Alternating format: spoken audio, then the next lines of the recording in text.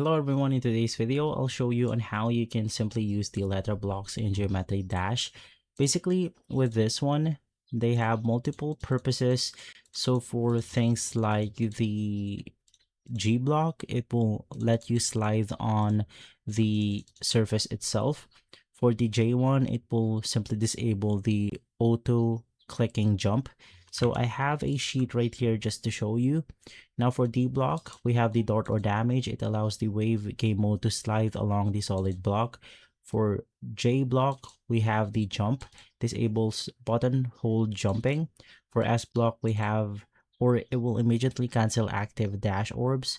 For H block, it prevents the cube and robot from dying when bumping their heads onto the ceiling.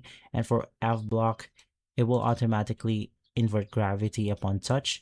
So let's go ahead and use this one as an example. As you can see, if my player touch this blocks right here, it will then go ahead and eliminate us. So let's go ahead and apply the H block onto right here, and then it will now simply prevent that from happening.